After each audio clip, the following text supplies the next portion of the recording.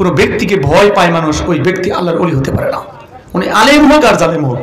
সূত্র মনে রাখবেন, যাকে মানুষ ভয় পায় যে উনাকে খাবার না দিলে, উনাকে ইজ্জত না দিলে, উনাকে পদবি না দিলে, উনাকে ক্ষমতা না দিলে, উনাকে অতিথি না দিলে, উনাকে প্রধান বক্তা না দিলে মাহফিলের ক্ষতি হতে পারে, ওই ব্যক্তি অন্তত আল্লাহর গোলাম হতে পারে না। আল্লাহর গোলামকে মানুষ ভয় পায় না। আল্লাহর গোলাম এরকম যে সন্তান যেমন বাবার বুকে চলে যায়, আল্লাহর প্রকৃত গোলাম যারা, আল্লাহর সৈনিক যারা, আল্লাহর পথের দায়িত্বশীল যারা, আল্লাহর পথের আলেম যারা, আল্লাহর পথের নেতা যারা, সাধারণ জনগণ তাদের বুকে চলে যায়, সাধারণ জনগণ তাদের ভয় পায় না, তাদের দেখে তাদের কাছে যাওয়া পছন্দ করে। এই গান জানে না এমন কোন মানুষ নাই।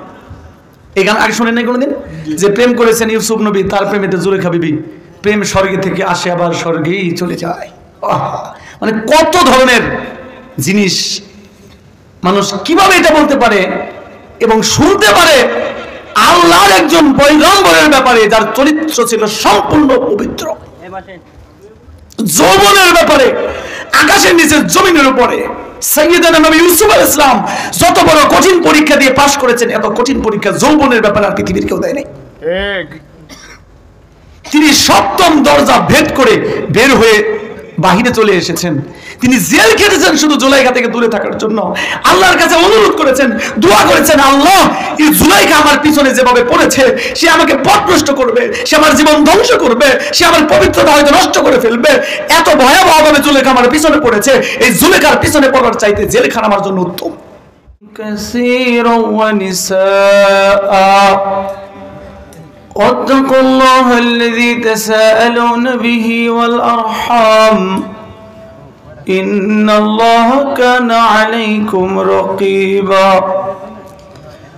يا أيها الذين آمنوا اتقوا الله حق تقاته ولا تموتن إلا وأنتم مسلمون اللهم صل على محمد وعلى آل محمد كما صليت على إبراهيم وعلى آل إبراهيم إنك حميد مجيد اللهم بارك على محمد وعلى آل محمد كما باركت على إبراهيم وعلى آل إبراهيم إنك حميد مجيد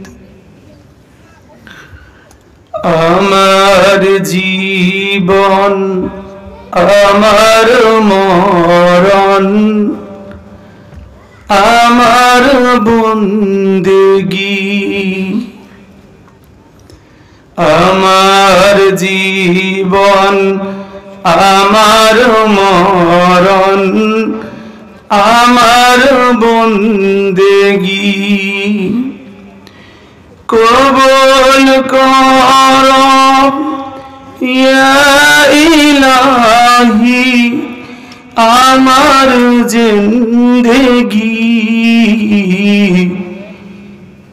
আমার জীবন আমার মরণ আমার বন্দেগী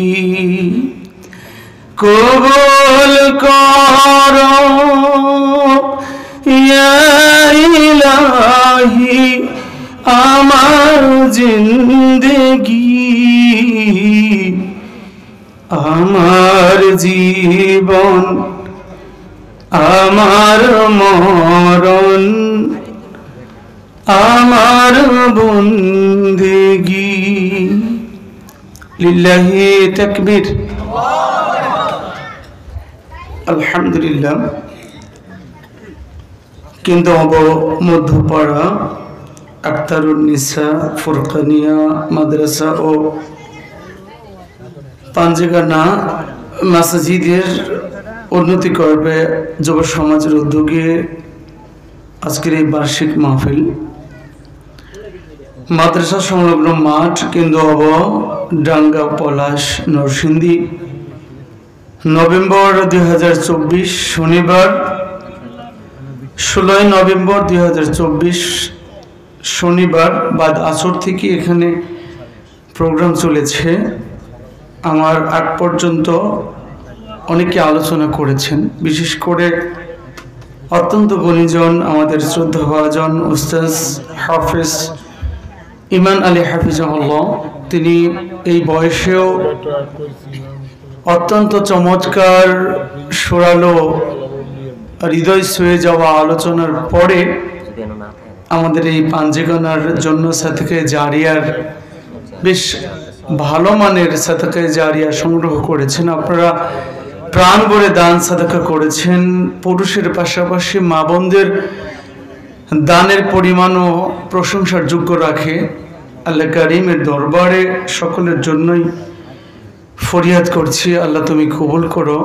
রব্বানা তাকাব্বাল মিন্না ইন্নাকা আনতাস সামিউল আলিম ওয়া তুব আলাইনা ইন্নাকা আনতাত তাওয়াবুর রহিম। তো আল্লাহ কারীম যে আমাদেরকে আজকের এই প্রোগ্রামে ধৈর্য ধরে শীতের, তবে খুব চমৎকার একটা শীত, যাকে আমরা নাতিশীতোষ্ণ বলতে পারি, গরমও না আবার বেশি শীতও নয়, অত্যন্ত চমৎকার একটি পরিবেশে, চারদিকেই বাড়িঘর, মাঝখানে খুব সুন্দর জায়গা, যার জমির উপরে আজকের এই প্রোগ্রাম হচ্ছে, ওনার অনেক সৌভাগ্য। এই জমিনে সুবহানাল্লাহ আল্লাহ কারীমের কথা হচ্ছে। আমার জানা মতে এখানে সলাত হওয়ার কথা, কারণ অনেক প্রোগ্রামে সলাত হয়ে থাকে, সলাত হয়েছে আলহামদুলিল্লাহ। এই জমিনে আল্লাহকে সাজদাও করা হয়েছে। তো অত্যন্ত চমৎকার একটি পরিবেশে অনেক ধৈর্য ধরে মা বোনেরা এবং আমাদের সামনে উপবিষ্ট আল্লাহর দ্বীনকে ভালোবাসার বিভিন্ন বয়সের মুসলিম ভাইরা, আশেপাশে উলামায়ে কিরাম এবং বিভিন্ন মেহমানরা, সব মিলিয়ে আজকের এই প্রোগ্রাম, আমরা যারা আলোচক এবং শ্রোতা সকলেই যে উপস্থিত, সুস্থ নিরাপদে ভালো আছি। আমাদের ডান পাশে কোনো রকেট লঞ্চার পড়ছে না, বাম দিক থেকে কোনো ইহুদি নাসারা AK-47 নিয়ে আমাদের মারতে আসছে না। আমাদের এখানে শিশু আছে, তাদের উপরে বোমা মারা হচ্ছে না। আজকে যদি আমরা গাজার অধিবাসী হতাম অথবা উইগুরের মুসলিম হতাম, আল্লাহু আকবার, কি না হতো আমাদের। তো আল্লাহ কারীম যে এত সুন্দর পরিবেশ দিয়েছেন, দিনের কথা বলার মতো সুযোগ করে দিয়েছেন। আমি এসেছি, আপনারা সম্মান দিয়ে আমাকে রিসিভ করলেন, আলহামদুলিল্লাহ, মেহমানদারি করলেন, আলোচনা করার সুযোগ করে দিলেন। কিন্তু বিশ্বনবী মুহাম্মদ আরবি সাল্লাল্লাহু আলাইহি ওয়াসাল্লাম তিনি যখন তাইফে গিয়েছিলেন অনেক বড় আশা নিয়ে, তাইফে ওনার আত্মীয় ছিল এবং অনেক বড় বড় নেতারা ছিল। বিশ্বনবী মুহাম্মদ আরবি তাইফ গিয়েছিলেন বড় আশা নিয়ে। ওনাকে কি দাওয়াতের কোনো পরিবেশ করে দেওয়া হয়েছিল? কেউ কি রিসিভ করেছিলেন? কেউ কি খাইয়েছেন? কেউ কি একটা মজলিস করে দিয়েছিলেন? কথা বলেন ভাই, একটু কথা বলেন। দিনের দাওয়াত দিয়েছেন যখন, ওনাকে কেউ মেহমানদারি করেছে? কেউ সম্মান ইজ্জত দিয়েছে? বরঞ্চ কি করেছে? আল্লাহু আকবার, কি পরিমাণ আঘাত করলে, মানে পাথর মারলে, কি পরিমাণ পাথর মারলে দেহ কেটে যায় এবং সারা দেহের রক্তে রঞ্জিত হয়ে ওনার চামড়ার এরকম আর্মিদের মতো যে জুতাগুলো, এটা সম্পূর্ণ ভিজে যায় একদম। ওনার পাটা ওনার রক্তে লেপ্টে যায়, আঠা লেগে শক্ত হয়ে যায়। কতটুকু মারলে। তো আজকে আমরা আলোচনা করলে রিসিভ করা হয়, মেহমানদারি করা হয়, আবার যাতায়াত খরচ অনেক জায়গায় দেওয়া হয়। একবার কি ভাবছেন যে আমরা যে দিনের কথা বলতে পারতেছি, এটা তো সৌভাগ্যের কথা। আমার ভাড়া দিয়ে এসে আমি রাস্তাতে এক গ্লাস পানি পান করে এখানে যদি 1 ঘন্টা কথা বলে যেতে পারি, এটাই তো আমার সৌভাগ্য যে আমি কথা বলে যেতে পারলাম।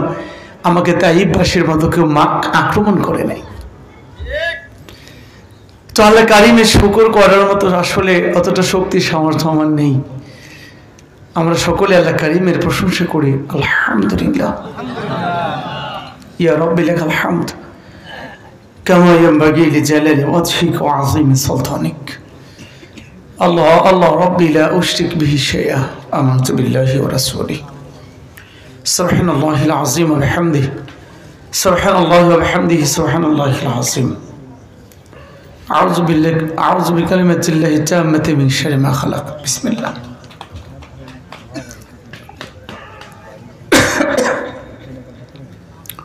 যেহেতু আপনারা আমার পরিচিত মানুষ, আমি আশা করছি যে আমি অসুস্থতা নিয়েও স্বাভাবিক ভাঙা ভাবে কথা বলেও আপনারা শুনবেন, যেহেতু আপনারা আমাকে চিনেন। মানে এটা আমার সুধারণা।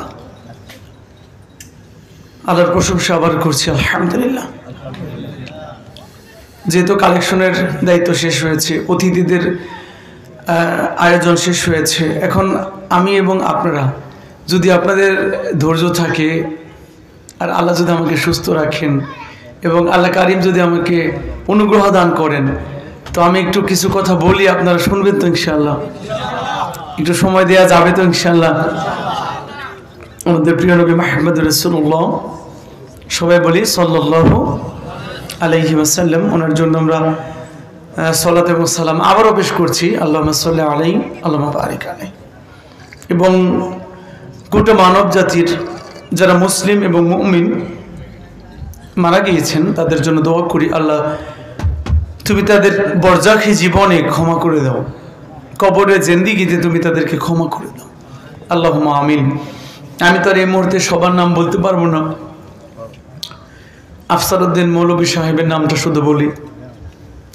আমাদের মৌলভী বাড়ির যিনি মুয়াজ্জিন সাহেব ছিলেন, একজনের নাম বললাম, ওনার সাথে যত মুমিন মুসলিম আছে আল্লাহ তুমি সবাইকে মাফ করে দাও, আল্লাহুম্মা আমিন। আম্মা বাদ।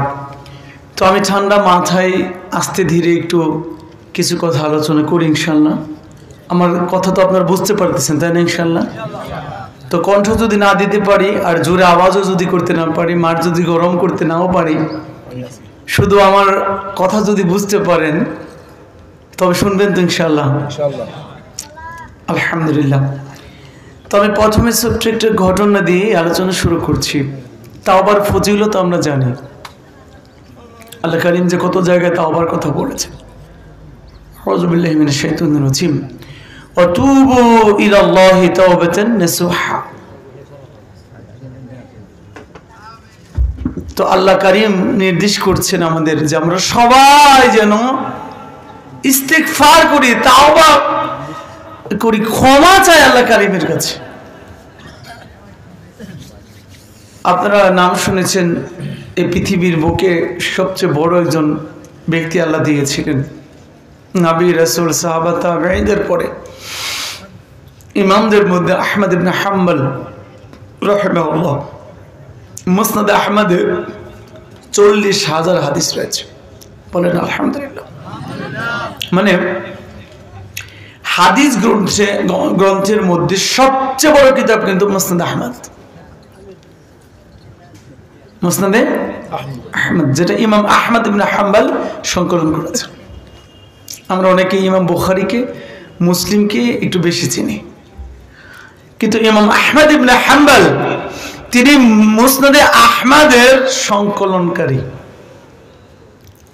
লক্ষ লক্ষ হাদিসের হাফেজ। আল্লাহু আকবার। তো আল্লাহর এই বান্দাকে কত নির্যাতন করা হয়েছে তার ফিরিস্তি বলার সময় আমার নেই। ইমাম আহমদ ইবনে হাম্বল রাহিমাহুল্লাহ একবার সফরে বেরিয়েছে,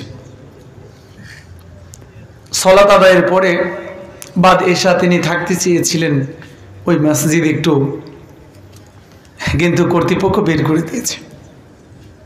যেটা আমাদের দেশেও এখন এরকম আছে যে আমরা তালাটা ঝুলিয়ে দেই, মুয়াজ্জিন সাহেব দাঁড়িয়ে থাকে যেন লাঠি নিয়ে দাঁড়িয়ে আছে, কখন বের হবে তালা দিয়ে উনি চলে যাবে। মানে আল্লাহর ঘরটা এমনভাবে বন্ধ করে, সংসদ ভবন এভাবে বন্ধ করে না, এটা অত্যন্ত অন্যায়।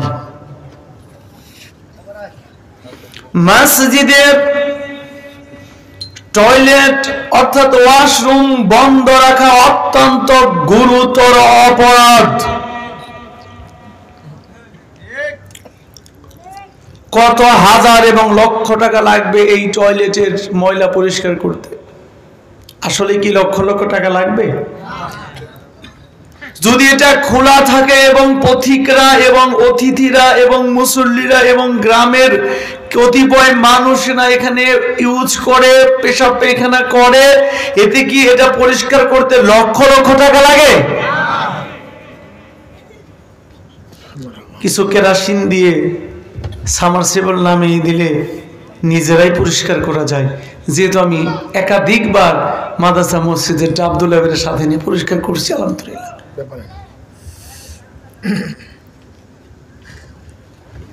লক্ষ লক্ষ টাকা টাইলস লাগাতে পারি, এসি লাগাতেও আমাদের ক্লান্তি হয় না।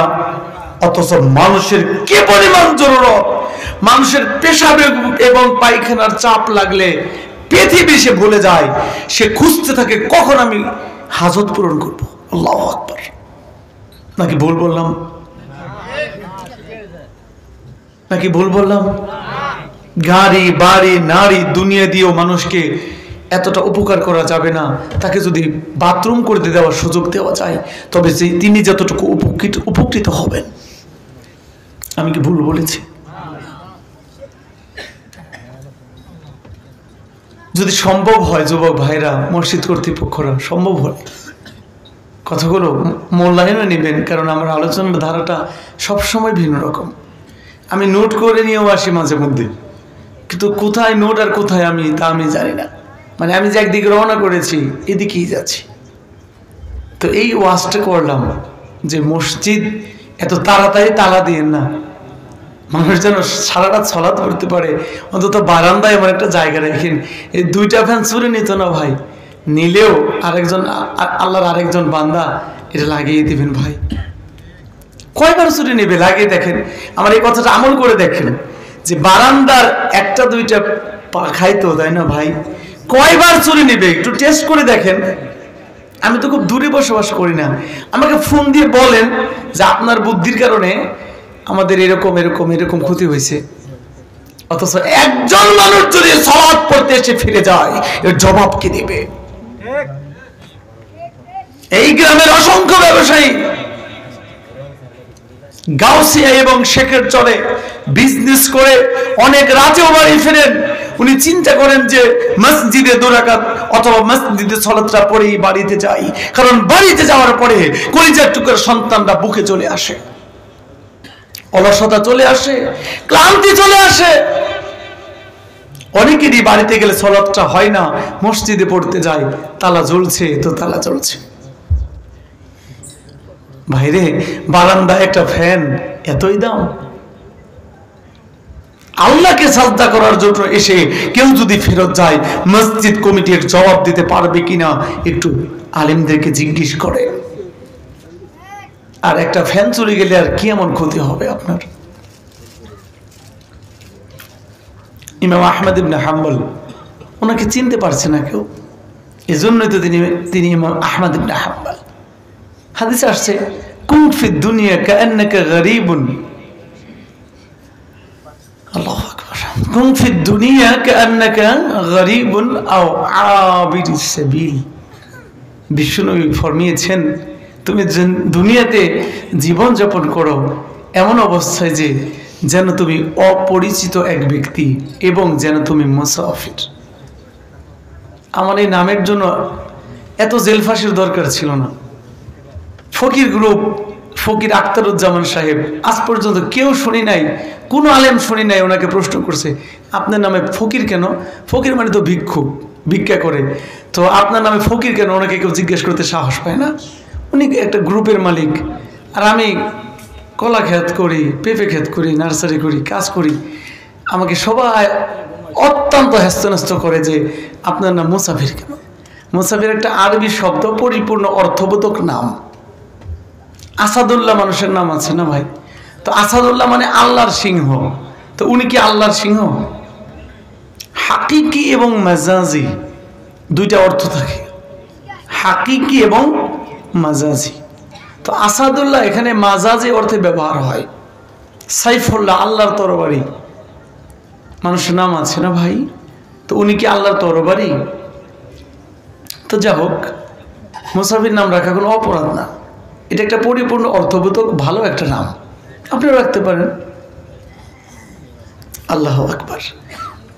তো ইমাম আহমদ ইবনে হাম্বল এমন পোশাকে, এমন লিবাসে, এমন জিন্দেগি জীবন কাটিয়েছেন, 7 লক্ষ হাদিসের হাফেজ, গোটা পৃথিবীর শ্রেষ্ঠ জগৎ বিখ্যাত মনীষী, আল্লাহর এক বিশেষ মুজিজা এই আহমদ ইবনে হাম্বল এমন সফরে আছেন, ওনাকে কেউ চিনতে পারছে না।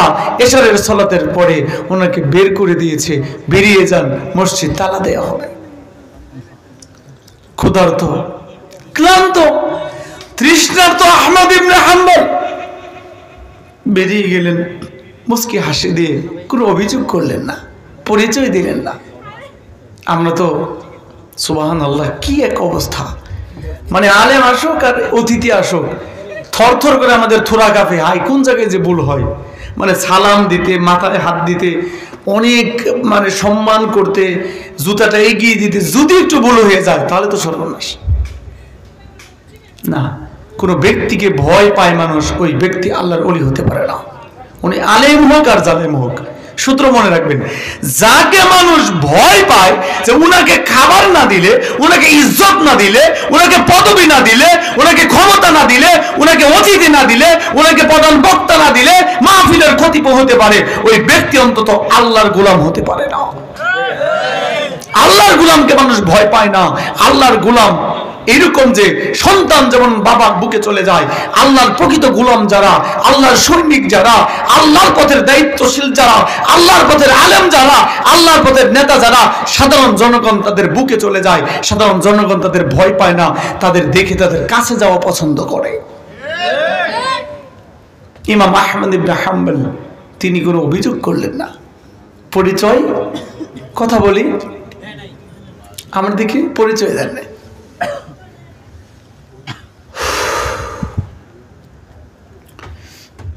খুলে দাও, লা ইলাহা ইল্লাল্লাহ। তো আহমদ ইবনে হাম্বল বাইরে চলে গিয়েছেন। তো উনি একটু হাঁটছেন, দেখেন একটু বাজারের মতো, সেখানে আল্লাহর এক বান্দা যুবক মানুষ রুটি সেকা দিয়ে বিক্রি করে। বিসমিল্লাহ। তো এই রুটি বিক্রেতা এই দৃশ্যটা লক্ষ্য করেছেন যে বৃদ্ধ মানুষ, অপরিচিত, আল্লাহর নূর ওনার চেহারায় চমকাচ্ছে। প্রত্যেকটা মুমিনের এবং প্রত্যেকটা ওলির চেহারাতে আল্লাহর তরফ থেকে একটা আলাদা নূর থাকে। তো যুবক লক্ষ্য করলেন যে একটা বৃদ্ধ মানুষ, অপরিচিত মানুষ আমাদের এলাকাতে আসলো, মানুষ ওনাকে বের করে দিল, হেনস্থ করলো, ইজ্জত করে সালাম মোসাফা করে বসিয়েছেন। মোহতারাম, আপনি বসেন। তো আহমদ ইবনে হাম্বল বললেন যে, যুবক, তুমি যদি অনুমতি দাও আমি তোমার আগুনের পাশে একটু তাপ নিতে পারি। সুবহানাল্লাহ বলি, অনুমতি দিচ্ছেন। আর আমরা 10 টাকার বাদাম দাম করতে করতেই 5 টাকার বাদাম খেয়ে ফেলেছি। যদি সময় দিতেন আর আমি সুস্থ থাকতাম, অনেকগুলো কথা বলে যেতাম। বিশ্বাস করলে না, মানে বাদাম কিনবে 10 টাকার, ও দাম করতেছে আর বাদাম একটা টিপে টিপে খাইতেছে। দেখেন নাই কোনোদিন? সি, ছোট লোকের জাত। কিসের জাত? ছোট লোকের জাত। ওর বংশ হয়তো ছোট লোক ছিল। আত্মমর্যাদা থাকলে আমি কারো বাদামে হাত দিতে পারি না, এটা ওইটার ব্যাপার। আহমদ ইবনে হাম্বল অনুমতি নিচ্ছেন।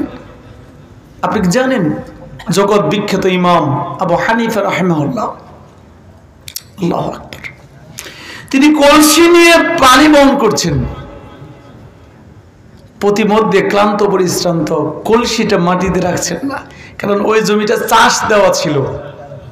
ছাত্র প্রশ্ন করার পরে উনি উত্তর দিলেন, আমি যদি কলসি মাটিতে রাখি, ওই জমির যতটুকু মাটি ভিজে কলসির নিচে আসবে, আর কিয়ামতের মাটি যদি জমিওয়ালা জবাব চাই, আমি আবু হানিফা জবাব দিতে পারবো না। ওমর রাদিয়াল্লাহু তাআলা আনহুর কথা সবাই তো জেনেছেন। বাতি বন্ধ করে তিনি মেহমানদের সাথে কথা বলেছেন। প্রশ্নের পরে উত্তর দিয়েছেন, আমি যে বাতি জ্বালিয়ে কাজ করছিলাম, এই বাতির তেলটা রাষ্ট্রের কোষাধ্যক্ষ থেকে, কোষাগার থেকে নিয়েছিলাম, কারণ রাষ্ট্রের কাজ করেছি, রাষ্ট্রের তেল জ্বালিয়েছি। কিন্তু যে মেহমান এসেছেন ওরা আমার পার্সোনাল বন্ধু মানুষ, ওদের সাথে গল্প করতে গিয়ে আমি রাষ্ট্রের তেল পোড়াতে পারি না।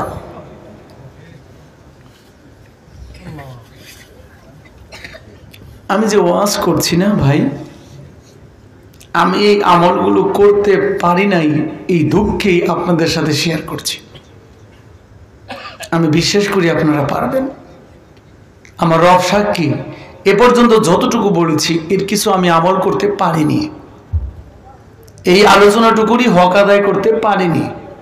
তবে এতটুকু লাভ হয়েছে, সূরা ইখলাস পড়েছি, কোরআনের 3 ভাগের 1 ভাগের নেকি পেয়েছি। আর এই দোয়ায়ে ইব্রাহিম পড়েছি, 10 বার রহমত নাজির হয়ে গেছে আলহামদুলিল্লাহ। আর কিছু বোকা লোক দেখলাম, মাথায় মনে হয় একটু প্রবলেম আছে, এরা ইখলাসও পড়লো না, দরুদটাও পড়লো না। আমার বিশ্বাস এদের মাথায় সমস্যা আছে, নাহলে সূরা ইখলাসটা পড়বে না কেন? বুঝেন নাই? দোকানে গান বাজতেছে, আমরাও দুলতেছি, বুঝেন নাই? মানে এটা একটা অটো সিস্টেম, মানে গান বাজলে আমার শরীর দুলে, আপনার না। 2-1 বাদ থাকতে পারে, আর যত মানুষ আছে সবারই শরীর অটোমেটিকলি কেমন যেন করে। ফুটবল খেলা শুরু হয়েছে, এখন এমন টান টান উত্তেজনা, মানে যিনি বল মারতেছেন উনি কোনো শক্তি এতটা খাটাইতেছে না, আমি যতটুকু শক্তিতে লাথিটা দিছি, মানে গোলটা মানে দেওয়ার জন্য যে লাথিটা দিছি, সুবহানাল্লাহ। আর বর্তমানে তো ব্যাট বল আউট দে, মানে আউট দে যে শব্দটা করে পোলাপান, মনে হয় মানে গোলে যেটা বেরিয়ে যাবে তো জোরে বলে, মানে তার মানে হলো যে কোনো কাজের সাথে আমরা অটো সিস্টেমের সময় দেই, উচ্চারণ করে বলি। কিন্তু সূরা ইখলাস পড়লাম, কিছু প্রতিবন্ধী পড়ে নাই বসেছিল, দরুদ শরীফ পড়লাম, প্রতিবন্ধী বসেছিল পড়ে নাই। প্রতিবন্ধী বললাম কেন? 2 কারণে। প্রথমত হলো আমার একটা অধিকার আছে, আমি এই মাটির নুন ভাত খেয়েছি, বুঝতে পারলাম না, মানে কেন্দ্রবাদে আমি নুন ভাত খেয়েছি, এটা আমার অধিকার, আমি এই শব্দটা বলতে পারি। আপনি আমার বাড়ির, এজন্য বললাম। নাম্বার 2, প্রতিবন্ধী বলেছি এই জন্য যাতে আপনার মনে থাকে, আঘাত লাগে, মানে যাতে কাজ হয়। ঢাকা মেডিকেলে নেওয়ার পরে সবার আগে সেন্সলেস রোগীরে সুই দিয়ে হাতে পায়ের তালুতে ভালো মতো খোঁচা মারে, বুঝতে পারলাম না। আপনি দেখেন নাই, তবে আমি দেখেছি বহুবার ঢাকা মেডিকেলে, শুধু এই জন্য গিয়েছি যাতে কাটা ছেড়ে রোগীদেরকে দেখে নিজেকে চিনতে পারে। তো দেখলাম সুই দিয়ে জোরে জোরে এরকম এরকম এরকম দিচ্ছে, বুঝলেন নাই?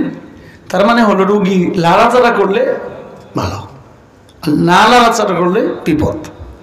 তাহলে প্রতিবন্ধী বলার পরে যদি কিছু মুসল্লির ভিতরে চেতনা আসে, তাহলে রোগী সুস্থ হবে ইনশাআল্লাহ।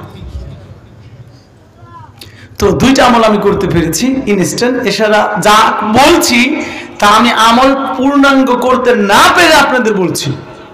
যদি আপনারা পারেন তবে আল্লাহ তো কিছু নেই, কি আমাকেও দেবেন। কোথায় ছিলাম কোথায় ছিলাম? এর আগে তো বলছি ইমাম আবু হানিফার কথা, ওমর রাদিয়াল্লাহু তাআলা আনহুর কথা, রাষ্ট্র থেকে তেল নিলেন না, নিভিয়ে দিলেন। আর আমাদের অবস্থা কি? পুরো রাষ্ট্রটাই গিলে খেয়ে ফেলেছি। এটা হজম হবে কিনা এই চিন্তার করিনি। মানুষের তো একটা জ্ঞান থাকা দরকার। একটা হাঁস যে বড় বড় টাকি মাছ গিলে, ও আকল করে গিলে যে আমি পুরোটা গিলতে পারবো না। ছোট্ট দেখলাম শালিক পাখি, সে যে কেঁচো গুলো টেনে বের করতেছে বৃষ্টির সময়, নিজের চোখে দেখা 15-20টা কেঁচো খেলো, এক একটা কেঁচো 1 থেকে 1.5 হাত। শালিকটাও আকল নিয়ে তারা টানতেছে যে আমি গিলতে পারবো। আর বরফ মার্কা কিছু বাঙালি, সে যে বাংলাদেশটা গিলছে, তো আকল করতে হইব না যে পুরোটা হজম হইব না। বুঝেন নাই? ইসলামের সাহাবারা, ইসলামের দীক্ষায় দীক্ষিত মুমিনরা মাটির কলসি, এই কলসি মাটিতে রাখে নাই অন্যের মাটি আসবে বলে। আর তুমি মুসলমান 10 বার হজ করছো, বাংলাদেশটার এমন ভাবে গিলছো, হজম করার চিন্তা করো নাই। এখন এমন অবস্থা হয়েছে গিলার ছুটে এদিকে বেরোয় হয়, মানে হজম হয় না, বেরো হয় না। এই হালাতেই বর্তমানে বহু মানুষ আছে। এদের কি হবে পরবর্তীতে আল্লাহ আলাম।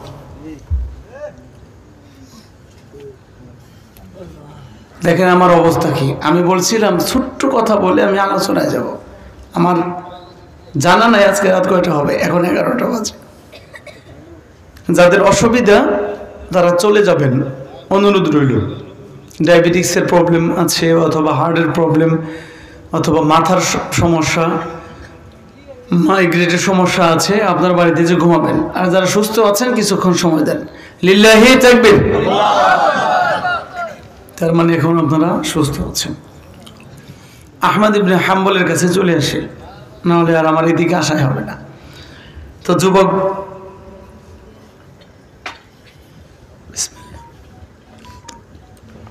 এটা চা না একটু গরম পানি আর কি, এরকম হয় না কখনো, আজকে বাধ্য হয়ে করেছি। তো পরে আহমদ ইবনে হাম্বল রুটির ছেঁকা নিচ্ছেন। যুবক অত্যন্ত আদবের সাথে কথা বলতেছিলেন, আর আস্তে আস্তে বলছিলেন আস্তাগফিরুল্লাহ, আস্তাগফিরুল্লাহ, আস্তাগফিরুল্লাহ। কাস্টমার আসছে, রুটিটা দিছি, দেওয়ার পর এখন অবসর না, আস্তাগফিরুল্লাহ। ভাই রুটির দাম কত? 10 টাকা।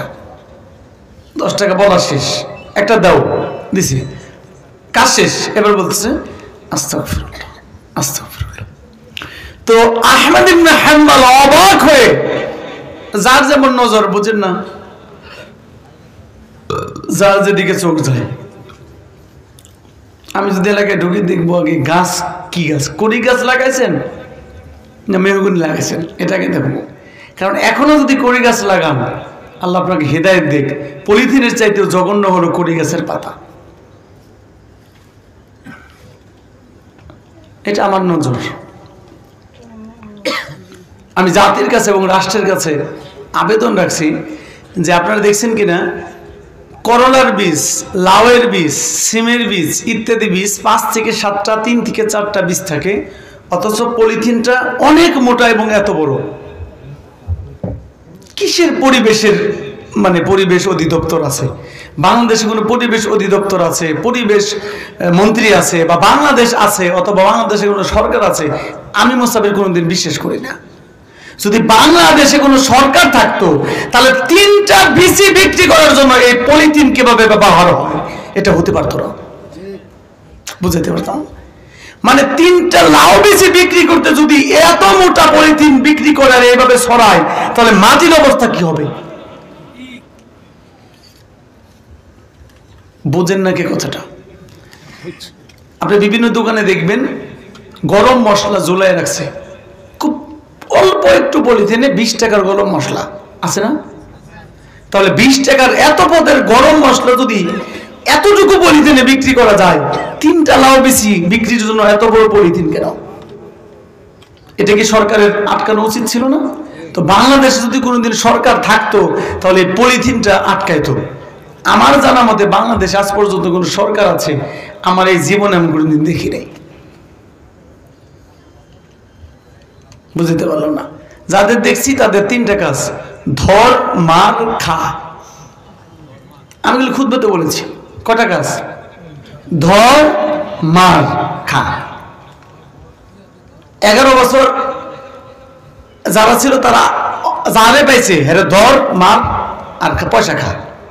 এরা কোন দিকে জানি গেছে? বাকি যারা বেড়াইছে আহেই নাই, এর আগে আবার হেরাও মার, বাড়ি জ্বালা, ধর আর খা। বুঝতে পারলাম না কথাটা। মানে রাষ্ট্র কখনো এই জনগণের চলতা জীবনে কোনদিন চিন্তা করে নাই। তাদের কাজ 3টা, ধর, মার, খা। চাউলের দাম কত তাদের কোনো খবর নাই, কোন জেলায় কি উৎপাদন হইতেছে কোন খোঁজ খবর নাই, 3টা সিমের বেশি বিক্রি হইতেছে কোন পলিথিনে কোনো খোঁজ খবর নাই। কিভাবে পুরো নরসিংদী এবং নারায়ণগঞ্জ এই বজ্র পানিতে ধ্বংস হয়ে গেল তা সরকারের কোনো খবর নাই।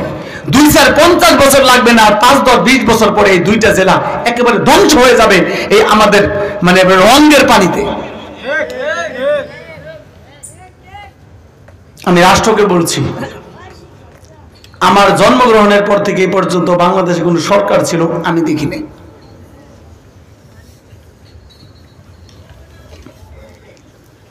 আমি ছিলাম ইমাম আহমদ ইবনে হাম্বলের কাছে, বলছিলাম, রুটি দিচ্ছেন আর বলছেন আস্তাগফিরুল্লাহ। আর আহমদ ইবনে হাম্বল এটা লক্ষ্য করেছেন, আপনি হলে লক্ষ্য করতেন না। তাহলে বুঝেছিলাম জান নজর যেমন, সেখান থেকে কড়ি গাছ, তারপরে সিমের বেশি বিক্রি করে এখানে আসলাম। কথা ক্লিয়ার? রাষ্ট্রের কাছে এই কথাটা পৌঁছে দিবেন যে বাস্তবে এই বাংলাদেশ জন্মগ্রহণের পরে সরকার আসলে পাবলিকের জন্য, দেশের জন্য, দেশের এই মাটিটার জন্য কতটুকু কাজ করছে সেটার জন্য জাতির কাছে এসে পেশ করে।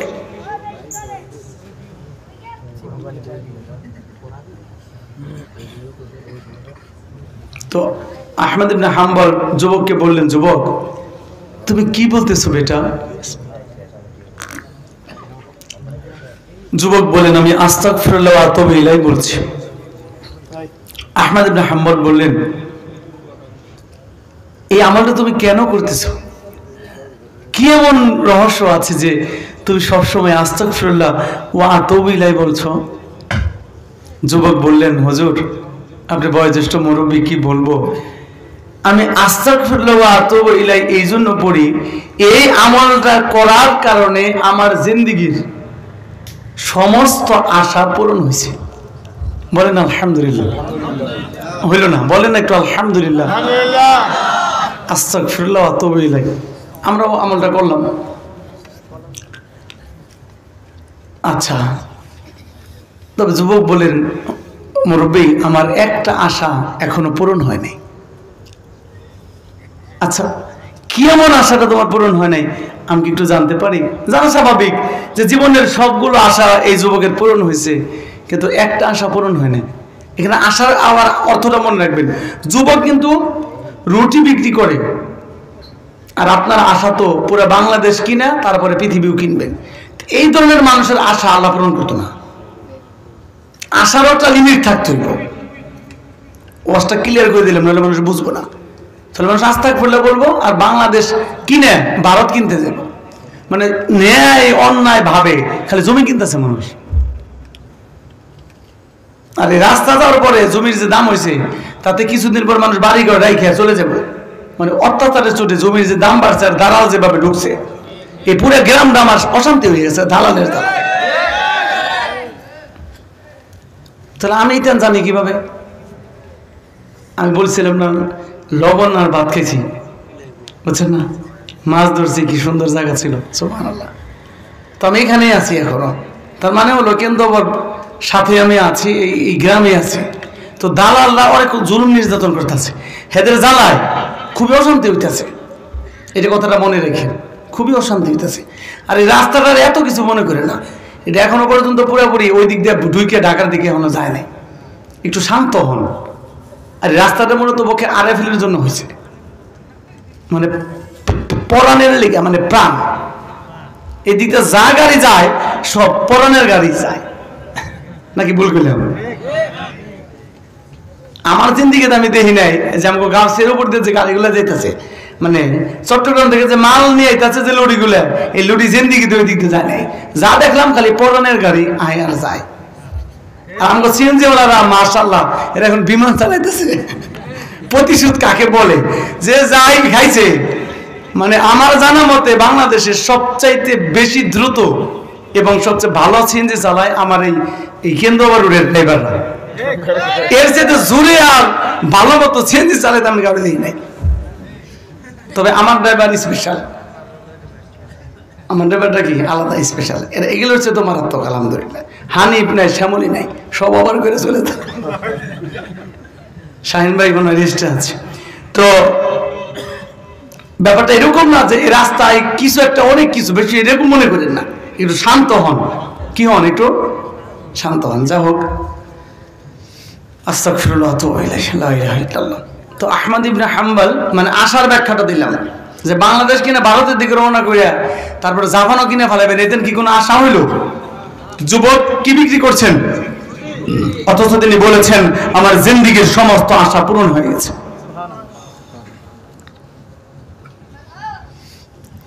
বুঝেন নাই? সরাসরি পান করলেও পান করা হয়, আর পান না করেও মুখের কথাতেও পান করা হয়। পেট পুরে খেয়েও খাওয়া হয় না, আবার ব্যবহারের কারণে আপনার বাড়িতে না খেয়েও আমার পেট ভরে যেতে পারে। পৃথিবীর জড় পদার্থ, পৃথিবীর এই যে মানে জৈবিক এবং জড়তা এবং মানে বাস্তবতা, সত্যি আমার এই জায়গার মালিক হতে হবে, সত্যি পৃথিবীর মালিক হতে হবে, এরকম মানে জড়বাদী না হয়ে আত্মার চিন্তা করেন। আত্মার একটা আলাদা জগৎ আছে, আত্মার জগতে নিজেকে তৈরি করেন, খুব মজা পাবেন। যুবক কিন্তু রুটি বিক্রি করে, আর উনি বললেন কি, আস্তাগফিরুল্লাহ ওয়া আতুবু ইলাইহি বলে আমার জিন্দেগির সব আশা পূরণ হয়েছে। একটা আশা এখনো পূরণ হয় নাই, তবে আল্লাহর উপরে বিশ্বাস এটাও পূরণ হবে। তোমার জিজ্ঞেস করছি কি সমস্যা, কোনটা পূরণ হয়নি? তিনি বললেন, আমি অনেক শুনেছি যে অমুক এক দেশে ইমাম আহমদ ইবনে হাম্বল নামে আল্লাহর এক ওলি আছেন, হাদিসের একজন খাদেম আছেন। উনি যেহেতু আল্লাহওয়ালা, প্রিয় নবীর হাদিসের হাফেজ, উনাকে দেখার আমার জীবনে বড় আশা ছিল। আমার এই আশাটা আজও পূরণ হয় নাই, অথচ আহমদ ইবনে হাম্বল ওনার সামনে অবস্থান করছেন। ইমাম আহমদ ইবনে হাম্বল চোখের পানি ছেড়ে দিয়ে বললেন, বেটা, এই আশাটাও আজ তোমার আল্লাহ পূরণ করেছেন। আস্তাগফিরুল্লাহ ওয়া আতুবু ইলাইহি এর ফজিলত আল্লাহ তোমাকে দিয়েছেন। আমি ইমাম আহমদ ইবনে হাম্বল।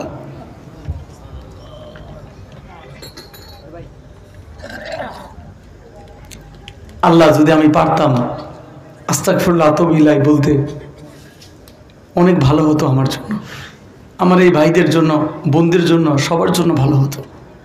আল্লাহ তুমি আমাদের তৌফিক দাও, বেহুদা কথা না বলি, কিবত চর্চা না করি। কোরআন আসছে হাবাআম মানসুরা, কাল কিয়ামতের ময়দানে অসংখ্য মানুষের আমল একেবারে ধুলার মতো উড়ে যাবে। বান্দা অবাক হবে, এটা তো আমার আমলনামা হতে পারে না, আমি তো জীবনে বহু নেক কাজ করেছি, বহু সালাত পড়েছি, বহু সিয়াম রেখেছি, কেন আমার আমলনামা একেবারে খালি? আমি তো এমন আমলনামা বিশ্বাস করি না। আল্লাহ বলবেন, হাবা আম্মানসুরা, তোর আমলনামাগুলো একেবারে ধুলাই উড়ে গেছে, সব শেষ হয়ে গেছে। কেন? গীবত চর্চা, পরনিন্দার কারণে।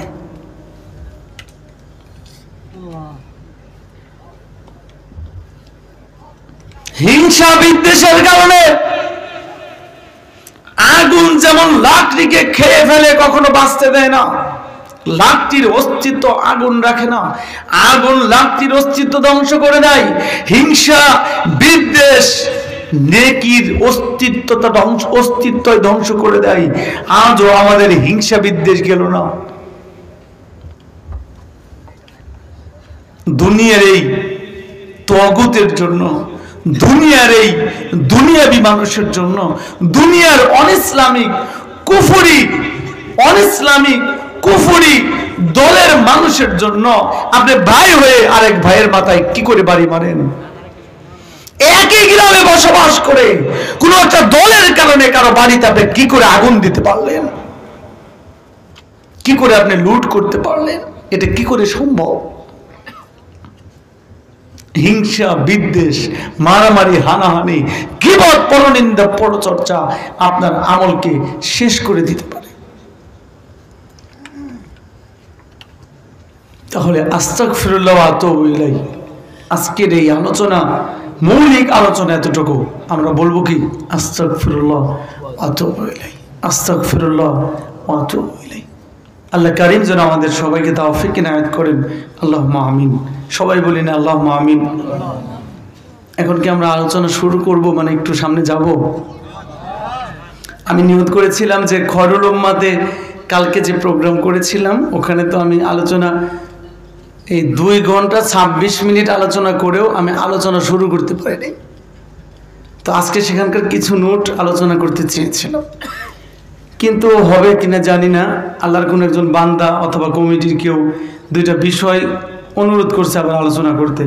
বর্তমানে ইসলামী শাসন ব্যবস্থা বাস্তবায়নে যুবকদের ভূমিকা ও অনুকরণীয় দিকসমূহ, এই বিষয়টা অনেক বড় না ভাই?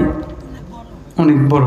আমি এক কথায় উত্তর দিয়ে দিই, যুবক তুমি তোমার নিজের চেহারাটা পরিবর্তন করো, মাথা থেকে পা পর্যন্ত আল্লাহর দিন তোমার বডিতে কায়েম করো। এরপরে আল্লাহ অবশ্যই তোমাকে সেই কাফেলায় নিয়ে যাবেন যে কাফেলা দিন বিজয়ের কাজ করে। আমি বুঝতে পারলাম না, খুব সহজ। যুবক তুমি তো চেয়েছ আল্লাহর জমিনে আল্লাহর শাসন কায়েম হোক। আমি বলেছি এই বিষয়টা অনেক লম্বা, কিন্তু এক কথায় একটা ভালো উত্তর দিয়েছি। মাথা থেকে পা পর্যন্ত আল্লাহর দিন তোমার বডিতে কায়েম করো, শারীরিক এবং মানসিক অর্থনৈতিক প্রস্তুতি গ্রহণ করো। যখন তোমার হক আদায় হবে, রব্বে কারিমের কাছে তুমি কাঁদতে পারবে, সিজদায় তুমি আল্লাহর পথ খুঁজতে চাইবে, আল্লাহর পথে যেতে চাইবে, আমি এটা দৃঢ়তার সাথে বলতে পারি স্বয়ং আল্লাহ তোমাকে সেই কাফেলাতে পৌঁছে দেবেন ইনশাআল্লাহ। কিন্তু মুখে দাঁড়িয়ে নাই, প্রেম প্রীতির কোনো শেষ নাই। ডান পাশে এক মোবাইল, বাম পাশে এক মোবাইল, সামনেরটা টেলিফোনও রিসিভ করে, 5-7টা না হলে তো কোনো টেস্ট হয় না, কোনটার কণ্ঠস্বর কেমন, কখন কোনটা আপ ডাউন করে। আস্তাগফিরুল্লাহ, তো বুঝেন নাই পোলাপানের প্রেমের পরিস্থিতি কি? হেফাজত করুক।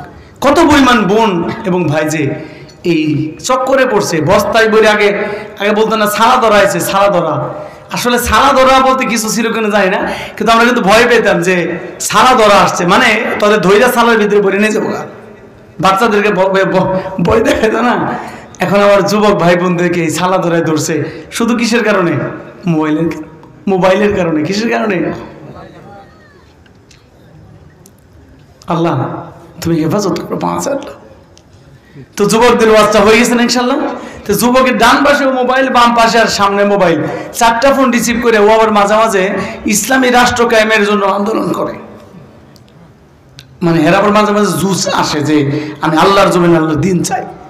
কই পাপ পঙ্কিলতা যাই করতেছে, যদি মাগার এদিকে একটু স্লোগান দেই, এই ধরনের মানুষ দিয়ে কি দিন কায়েম হইব? বুঝতে পারলেন না? হয়তো না। কিন্তু দিন কায়েম তাকে দিয়ে হবে যার পুরো বডির মধ্যে দিন আছে। কোন সাহাবার কি এরকম চরিত্র ছিল? আমাদের এক ভাইয়ের বাবা অনেক বড় প্রফেসর ছিলেন, তিনি একটা কথা বলেছিলেন, প্রশ্ন করেছিলেন যে আল্লাহর নবীর দিন কায়েম করতে কত বছর লেগেছে? ওনার সন্তানেরা জবাব দিয়েছিলেন, আব্বু 23 বছর। তবে তার একটু আগেই হয়েছে মক্কা বিজয়, 8ম হিজরিতে, নবী মৃত্যু 10ম হিজরি, তাহলে ধরেন 21 বছর। তাহলে ওই বিশেষজ্ঞ বলেছিলেন নবী এবং তার সাহাবারা যতটুকু ঈমান থাকার পরেও দিন কায়েম করতে 21 বছর লেগেছে, আর তোদের ঈমান যত কম, এটা পূরণ দিয়া তোদের দিন কায়েম করতে তত 1000 কোটি বছর লাগবে। বুঝতে পারলাম না? তাহলে এই বিষয়টা কিন্তু আমি হক আদায় সহজ করলাম নাকি কিছু গোপন রাখলাম? এই ওয়াজ শেষ। এরপর একটা ওয়াজ দিছে আল কোরআন ও সুন্নাহর আলোকে জিহাদের গুরুত্ব ও ভূমিকা মুসলিমদের করণীয়। লেখাটা অনেক সুন্দর, ছেলেরা হয়তো বা শিক্ষিত হবে। ছেলে কি মেয়ে জানি না, তবে অবশ্যই ছেলে হবে, যেহেতু প্রশ্নগুলো ছেলে সংক্রান্ত। জিহাদের গুরুত্ব আর ফজিলতের বর্ণনা বলার মতো সময় এই মুহূর্তে আমার কাছে নেই, কিন্তু না বললে আল্লাহ আমাকে অবশ্যই প্রশ্ন করবেন। একটা হাদিসই বলা দরকার। সুবহানাল্লাহ, যে হাদিসটা বলে না, এই যে জান্নাতটা মায়ের পায়ের নিচে, এটা কিন্তু আমরা জানি, হাদিসটা সহিহ। তবে বুখারীরও না, মুসলিমেরও না, আবু দাউদ বা তিরমিজিরও না, কিন্তু মজবুত হাদিসে এটা থাকার পরেও যে আল জান্নাতু, কথা বলেন, আল জান্নাতু তাহতা জিলালিস সুয়ুফ, আল্লাহর জান্নাত রয়েছে তরবারির ছায়ার তলে। সুবহানাল্লাহ। আল্লাহর জান্নাত রয়েছে তরবারির ছায়ার তলে। জিহাদ ফি সাবিলিল্লাহ ছিল, আছে, কিয়ামত পর্যন্ত থাকবে। আফগানিস্তানের মুজাহিদরা জিহাদের মাধ্যমে দিন কায়েম করেছেন, গণতন্ত্রের ভোটাভুটি দিয়ে অথবা মারামারি দিয়ে বোম মেরে দিন কায়েম করেনি। জিহাদের গুরুত্ব এমন বেশি যে এটা একটি ফরজ ইবাদত। বাস, তো আমি কর্তৃপক্ষকে অনুরোধ করব আমাকে একটু পরামর্শ দিলে যে মাহফিলটা কয়টা পর্যন্ত চালাবো। এই পরিস্থিতিটা, জনগণের অবস্থাটা আমি অনুমান করতে পারছি না, যেন কারো কষ্ট না হয়। আমি কি আরেকটু আলোচনায় যেতে পারি? আবেগে না বলি, আলোচনাটা আপনার কাছে কাজের বা গুরুত্বপূর্ণ বলে মনে হচ্ছে, কি দরকারি মনে হচ্ছে? তো ঠিক আছে, আমি আর দু একটা বিষয় আলোচনা করি। এর আগে করেছি কিনা আমার এখানে মনে নেই। আপনাকে কিছু কথা অনুরোধ করে যাই, কিছু কথা শিখিয়ে যাই, আমি নিজেও শিখে যাই। আমরা মুখস্থ করেই বলি একটা কথা যে যা রটে তার কিছু হলেও বটে। মানে সমাজে যে অমুকের মায়া নিয়ে বা এইটা নিয়ে হেঁটে নিয়ে কথা উঠছে, এমনি উঠছে, কিছু না হইলেই, মানে বুঝছেন নি, মানে কিছু না হইলেই কি মানুষ কইতাছে?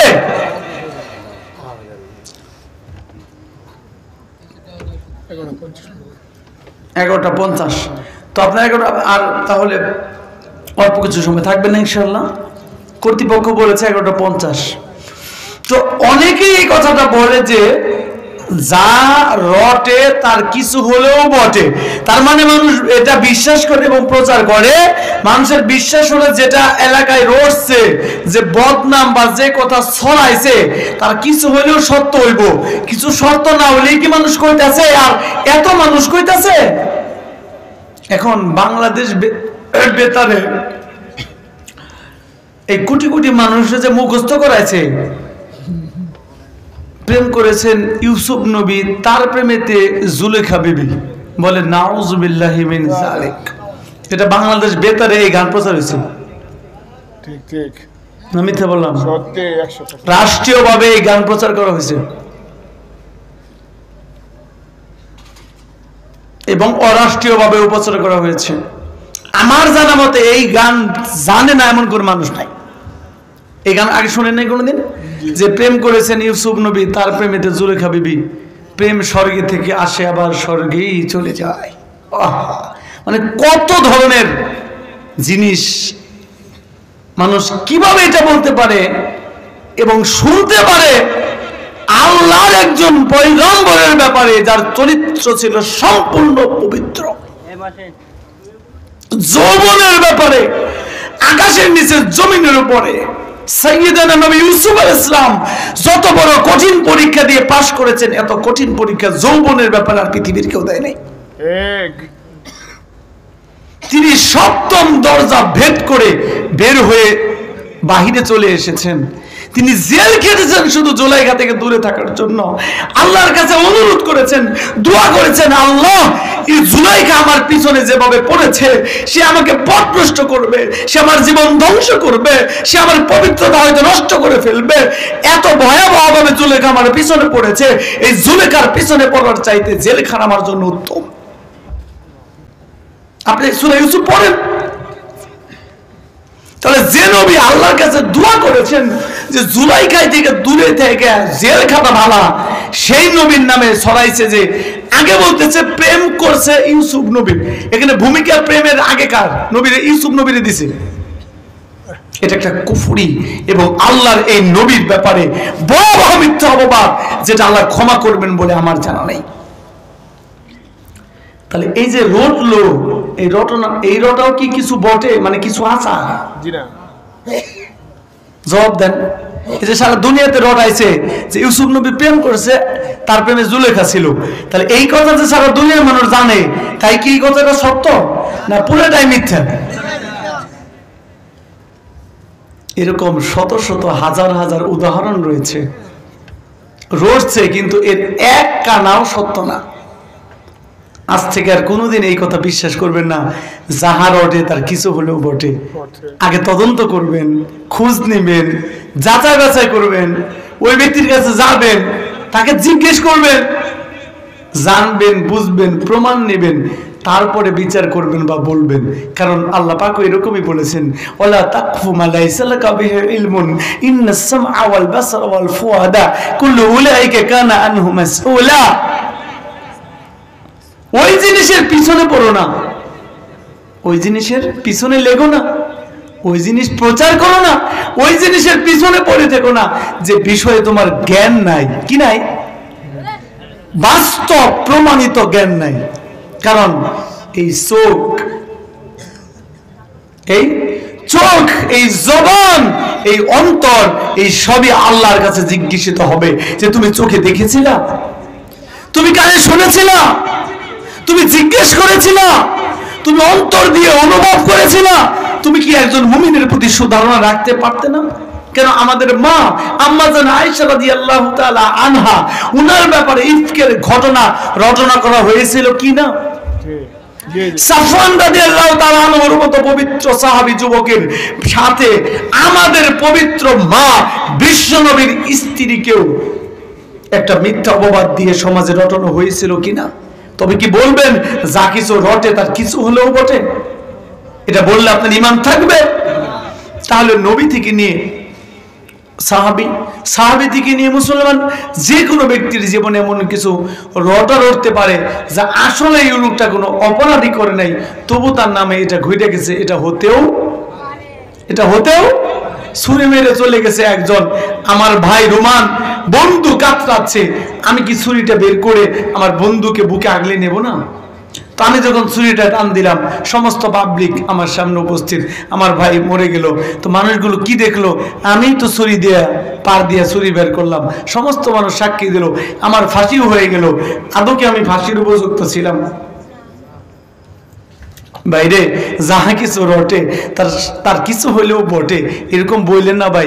চোখ দিয়ে দেখলেও সব সত্য হয়ে যায় না, কানে শুনলেও সবকিছু সত্য হয়ে যায় না। আমাদের মনটা আসলে এরকম করা দরকার। মুমিন মুসলমান ভাই বোনদের প্রতি সুধারণা রাখা দরকার, তাদের নামে ভালো কথাটা প্রচার করা দরকার, তার ভালো গুণ প্রচার করা দরকার, তার ব্যাপারে নরম ধারণা করা দরকার, উত্তম ধারণা পোষণ করা দরকার। উত্তম ধারণা তো দূরের কথা, ছোট্ট একটা চিত্র দেখেন তো। আমার খরল উম্মার বর্তমান বাবুর্চি, ওনার স্ত্রী 11 বছর ধরে শাশুড়ির যাবতীয় ময়লা আবর্জনা পরিষ্কার করছে, কোনো ব্যয় নিছে না। আর এক ভাইয়ের বউ চলে গেছে সংসার ছেড়ে, মানে স্বামী ছেড়ে। স্বামী বলছিল আমার মায়ের সেবা করতে হবে, আমার মা তো পড়ে গেছে বিছনায়, না হলে আমি তোমাকে তো সংসারে রাখতে পারবো না, আমি তো আর মায়ের এগুলো পরিষ্কার করতে পারবো না, তোমার একটু কষ্ট করে করতে হবে, না হলে আমি তোমাকে বউ হিসেবে রাখতে পারবো না। ওই মহিলা কইছে তোমার সংসার করা সম্ভব না, আমি তোমারে তালাক দিয়ে চলে গেলাম, হয়ে গেছে।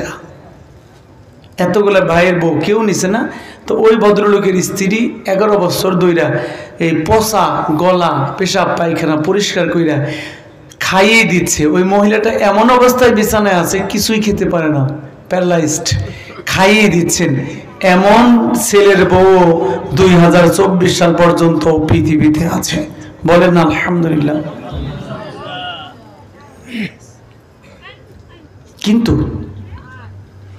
কিন্তু এমন শাশুড়ি কি থাকা উচিত ছিল না? কিন্তু এমন শাশুড়িও কি থাকা উচিত ছিল না যে শাশুড়িটা তার ছেলের বউয়ের মাথায় হাত বোলাবে, কপালে একটা চুমা দিয়ে বলবে, মা তোমার মা এবং বাবার জন্য মন খারাপ করো না, আমি তোমাকে কখনো কষ্ট দেব না। এমন শাশুড়ি কি থাকা উচিত ছিল না যে শাশুড়ি তার ছেলের বউয়ের কপালে একটা চুমা দিবে? লক্ষ লক্ষ কোটি কোটি শাশুড়ি আছে যে কোনদিন এই শাশুড়ি তার ছেলের বউয়ের কপালে চুমা দিছে না, ছেলের বউয়ের জন্য মাছের মাথাটা এগিয়ে দেয়নি। তাহলে যদি এরকম একটা শাশুড়িও পাওয়া যেত যে শাশুড়ি তার ছেলের বউয়ের কপালে চুমা দিয়েছে, আমি মনে করি এই চুমার কারণে ছেলের বউটা সারা জীবনের মতো আনুগত্য করত, কলিজার ভিতরে শাশুড়িকে গ্রহণ করে নিত। আপনার স্ত্রী আপনার সাথে খারাপ আচরণ করে, বেয়াদবি করে, অসভ্য আচরণ করে, কষ্ট দেয়, দেখ অনেকটা অধিকার আছে। বিশ্বনবী তার ব্যাপারে বাঁকা হাড়ের কথা বলেছেন, আপনার ব্যাপারে বলেন নাই। এই স্ত্রী তো আপনার সন্তানের জন্মদাতা মা, তাকে শুধু স্ত্রী হিসেবে দেখেন কেন? তাকে কি আপনার সন্তানের মা হিসেবে একটা সম্মান করতে পারেন না? যে আপনার একটা সন্তান এই দুনিয়াতে আনতে আপনার স্ত্রী তার নিজের জীবনটা সম্পূর্ণরূপে মালাকুল মাউতের কাছে তুলে দিয়েছে। তাকে কেবল স্ত্রী হিসেবে কেন, আপনার সন্তানের মা হিসেবেও কি দেখা উচিত ছিল না? যতই আপনার সাথে অন্যায় আচরণ বেয়াদবি করেছে, আপনি দূর থেকে এসে দেখলেন, আপনি অফিস আদালত থেকে এসে দেখলেন, বিজনেস সেন্টার থেকে এসে দেখলেন, আপনি গাউসিয়া এবং শেখের চর থেকে বাড়িতে এসে দেখলেন আপনার বিবি ক্লান্ত হয়ে বাচ্চাদেরকে নিয়ে ঘুমিয়ে পড়েছে। আপনি হাত মুখ ধুয়ে এসে আপনার স্ত্রীর কপালে একটা চুমা দিয়ে চুলে হাত বলিয়ে দিয়ে আল্লাহর কাছে দোয়া করেছেন, আল্লাহ আমার স্ত্রী সারাদিন মেহনত করে, আল্লাহ আমার স্ত্রীকে মাফ করো, আমার স্ত্রীর উপর রহম করো। এমন স্বামী কি থাকা উচিত না? এমন স্বামীকে আপনার হওয়া উচিত ছিল না? মনে রাখবেন, পৃথিবীতে যদি কোনো স্বামী তার স্ত্রীর কপালে এভাবে চুমা দিয়ে মাথায় হাত বোলাতে পারে, স্ত্রী ঘুমন্ত থাকে আর তার জন্য দোয়া করতে পারে, স্ত্রীকে আল্লাহ একদিন জাগ্রত করে দেবে, এই ঘুমের তালেও স্ত্রী বুঝতে পারবে তার স্বামী তার কপালে চুমা দিয়ে মাথায় হাত বুলিয়ে দিয়েছে, স্ত্রীর কলিজাটা পেটে যাবে। কিয়ামত পর্যন্ত যদি স্ত্রী, আমি আবেগে বললাম, মানে অনেকদিন যদি স্ত্রী হায়াত পায়, কোনোদিনই স্বামীকে কষ্ট দেবে না বলে আমি আমার প্রমাণে বাস্তবে প্র্যাকটিক্যালি দেখেছি। আপনি নিজে কি হয়েছেন? নিজের কি যোগ্যতা হয়েছে? আপনি কি গুণীজন হতে পারলেন না? আপনি মানুষের কাছে দোয়ার জন্য গিয়েছেন কেন? আপনি দাড়ি রাখেন, টাকনোর উপরে কাপড় পরেন, 5 ওয়াক্ত সালাত জামাতে পড়েন, মানুষের জমি দখল করা ছেড়ে দেন, মানুষের উপর অন্যায় করা ছেড়ে দেন, অত্যাচার নির্যাতনটা ছেড়ে দেন, ছোট ভাইয়ের উপর অত্যাচার করাটা ছেড়ে দেন, মায়ের সাথে বেয়াদবিটা ছেড়ে দেন, বাবার সাথে অসম্মান করাটা ছেড়ে দেন। আপনার দোয়াকে আল্লাহ কবুল করবেন না? আপনি কি গুণীজন হতে পারেন না? আপনি কি গুণীজন হতে পারেন না? কথা বলেন, আপনি কি গুণীজন হতে পারেন না? বলেন না পারি ইনশাআল্লাহ। অনুরূপ ভাবে কোন স্ত্রী যদি তার স্বামী তাকে যতই কষ্ট দেখ, স্বামী ঘুমিয়ে আছে ক্লান্ত, স্ত্রী যদি স্বামীর কপালে একটা চুমা দিয়ে মাথায় হাত বুলিয়ে তার পাটা একটু টিপিয়ে দেয়, হাতটা একটু মালিশ করে দেয়, তার স্বামী অন্তর থেকে এই স্ত্রীকে যে ভালোবাসাটা বাসবে, এটা পৃথিবী উল্টে গেলেও কোনোদিন ছিন্ন হবে না বলে আমি প্রমাণ পেয়েছি। খুব দামি কয়েকটা কথা বলে গেলাম। তো সম্মানিত উপস্থিতি, যেটা বলছিলাম যে বিষয় আমাদের জ্ঞান নাই, ওই বিষয় যেন আমরা পিছনে পড়ে না থাকি, আর অপবাদ যেন না দেই, শুধু বদনামগুলোই যেন না করি, স্ত্রীর দোষগুলোই যেন না দেখি, মা বোনরা যেন স্বামীর দোষগুলোই শুধু না দেখে। আপনার স্বামী আপনার কাছে সুন্দর না, আপনার স্বামী স্মার্ট না, মানে কি বলতাম মাআযাল্লাহি মিন জালিক। বহুত মানুষ বউ শুধু এই কারণে ছাড়ছে, 5 বছর পরে বলতেছে যে এই বউটা আমার কাছে সুন্দর লাগে না। কোনছে কি করি, মানে এই লোকটার আমি চিকিৎসা কি দিয়ে করি? এই লোকের চিকিৎসা একমাত্র হাত পা ঝোলাইয়া কাবিলা গাছের কি জানি মান্দার গাছের ডাল দিয়ে যদি 100 দূরা নামাতে পারি, তাহলে এর বিচার করে কোনো লাভ নাই। মানে 7 বছর হয়ে গেছে, এক হইতেছে এই বউ তার সুন্দর লাগে না। এলা কেমন লাগে, মনটা কেমন লাগে কোন আমার বুঝান, যে হ্যাঁ বউ এর কাছে কি লাগতেছে না। বিশ্বাস করলেন না যে বহুত পুরুষ মানুষ জিনা ব্যভিচার পরকীয়ায় লিপ্ত, তার নিজের বউটা নাকি তার কাছে সুন্দর লাগে না। হ্যাঁ চোখ থাকলে না সুন্দর লাগবো। খুব ছোট ছিলাম, আল্লাহর এক বান্দার কথা মনে পড়লো। আল্লাহ তো সবাইকে সুন্দর করে বানিয়েছে, কিছু বললে আল্লাহ বেজার হইব, কিন্তু আমার জীবনে আমি এরকম মানে মহিলা দেখিনি। আমি খুব ছোট ছিলাম, 8-9 বছর বয়স, স্পষ্ট মনে আছে। তো আমি আমার চাচাতো ভাই, মানে একই বংশের বাড়ির, মানে গ্রামের মহল্লা। আমি বললাম যে ভাই তুমি এই বউটা কেমনি বিয়ে করলা? আমার অত্যন্ত আদর করতো, দোকান চালাইতো, তো দোকান মাঝে খাইতাম, আদর করতো। তা আমি বললাম এটা কেমনে সম্ভব হইলো যে তুমি এরকম একটা বউ তুমি বিয়ে করলা? মানে সুন্দর না কি? আল্লাহ আমাকে ক্ষমা করো, আমি এটা কাজের জন্য বলতেছি। আমার ভাই কইছিল যে তুই যদি আমার চোখটা তোর চোখে লাগাইতি দেখতি যে এই পৃথিবীতে আমার বউর চাইতে সুন্দর কার বউ নাই। কন্যা সুবহানাল্লাহ, এটা সত্য কথা। মানে আমি আমার এই জীবনে 25 সালের এই জীবন পর্যন্ত এই মহিলার মতো আর দেখি নাই। আল্লাহর সৃষ্টি আলহামদুলিল্লাহ, মানে আল্লাহ তাকে বানাইছে আলহামদুলিল্লাহ, কিন্তু ওই ছেলেটা এতই সুন্দর চেহারা, মাশাআল্লাহ, একেবারে দুধে আলতা, এত সুন্দর চেহারা। তো আমি বললাম যে ভাই তুমি এই বউ, মানে এইরকম বউ কেমনে তুমি বাড়িতে আনলা? মানে স্বাস্থ্য ভাই হিসেবে ছোট ছিলাম, এতটা বুঝি নাই, যেভাবে মানুষ বলে, পোলাপান যেভাবে বলে। তোর আমার ভাই কইছিল যে আমার চোখ যদি তোর চোখে লাগাইতি তবে দেখতে আমার বউয়ের চাইতে সুন্দর বউ এই পৃথিবীতে, মানে বাংলাদেশের মধ্যে নাই। তার মানে কারো যদি পবিত্র চোখ থাকে তাহলে তার চোখটা এরকম চোখই বোঝে তার বউরেই তার সুন্দর লাগবো, অন্য কাউকে সুন্দর লাগবে না।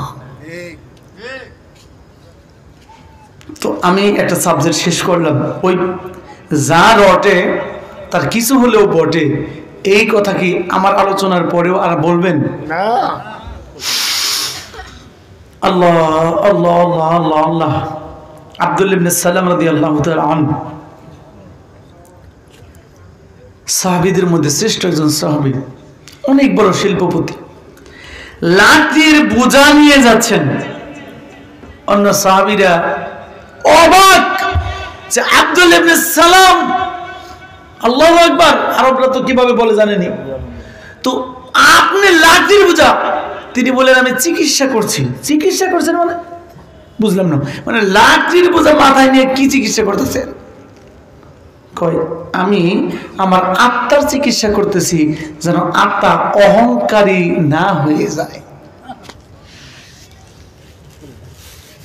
আর আপনি ফকিন্নির পুত, আপনার বাপে মাই পরের বাড়ির ফ্যান আইনা খাওয়ায় বড় করছে, কেমনে কেমনে জানি পালন মেশিন একটা করে হঠাৎ করে 15টা, তারপরে 30টা, এদিকে ব্যবসা বাণিজ্য করে একটা গাড়ি কিনছে এক্স করল্লা।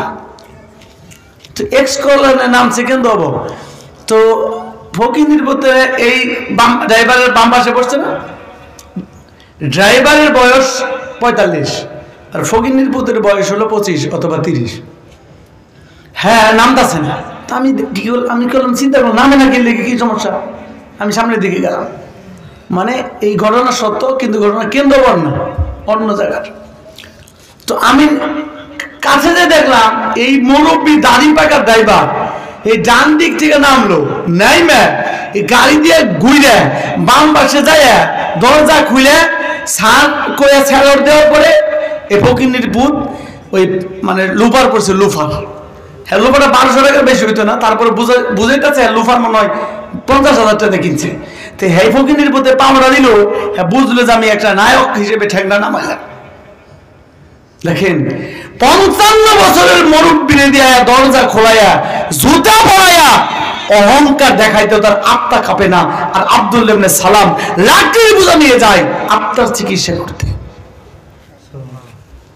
বাংলাদেশের অধিকাংশ বড় লোকেরা, আরে বাবা এখানে তো সুইচ সিস্টেম, টুকা দিয়ে দরজা খোলে, কিন্তু আমি অবাক, কিন্তু দরজা খোলে না কেন? অধিকাংশ ধনী মানুষ যারা গাড়ি ব্যবহার করে তারা দেখবেন দরজাটা খোলে না, ড্রাইভার দরজা খুললে তারপরে নামে। এটা পৃথিবীর সবচেয়ে নিকৃষ্ট অহংকারের একটা অহংকার। অথচ আব্দুল্লাহ ইবনে সালাম রাদিয়াল্লাহু লাঠির বোঝা বহন করে আত্মার চিকিৎসা করছে। আল্লাহ আল্লাহ আল্লাহ। পড়াশোনা করেছি, জানি না বেঁচে আছেন কিনা, মুফতি আলী আজম হাফিজাহুল্লাহ আমার উস্তাদ ঘোষণা দিয়েছেন, মানে